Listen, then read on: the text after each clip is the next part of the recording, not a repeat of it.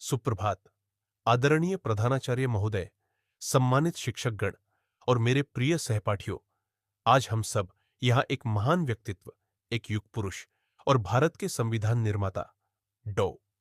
भीमराव रामजी आंबेडकर जी की जयंती के अवसर पर एकत्रित हुए हैं। यह दिन न केवल उनके जन्म का उत्सव है, बल्कि उनके विचारों और योगदानों को याद करने और उनसे प्रेरणा लेने का भी अवसर है। डॉ.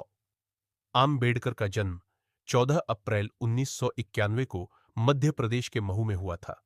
वे एक ऐसे समय में जन्मे थे जब समाज में छुआछूत, भेदभाव और असमानता अपनी चरम सीमा पर थी।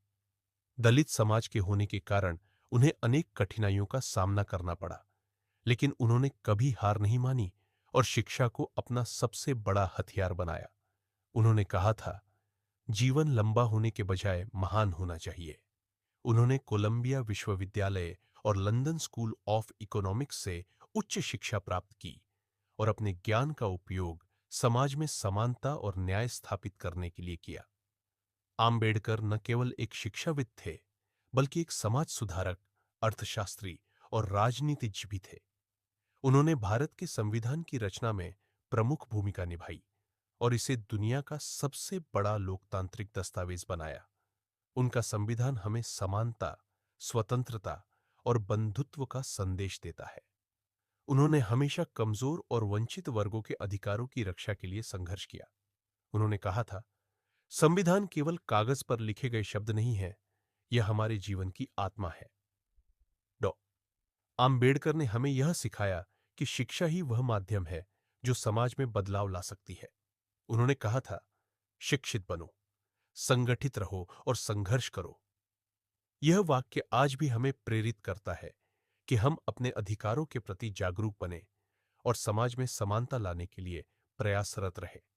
उनका जीवन हमें यह सिखाता है कि चाहे परिस्थितियां कितनी भी विपरीत क्यों न हो, यदि हमारे पास ज्ञान और आत्मविश्वास है, तो हम अपने लक्ष्य को प्राप्त कर सकते हैं। उन्होंने समाज में फैली कुरीतियों को दूर करने के लिए कड़ा संघर्ष किया और हमें एक नया दृष्टिकोण दिया।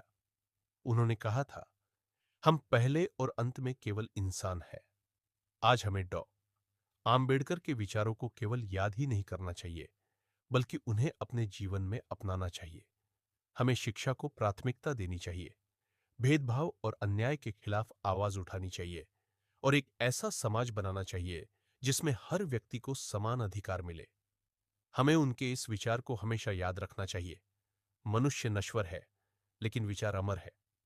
अंत में मैं सभी से आग्रह करता हूं कि हम सब मिलकर इस महान नेता के सपनों को साकार करने का संकल्प लें और उनके दिखाए मार्ग पर चलें। जय भीम, जय भारत। धन्यवाद।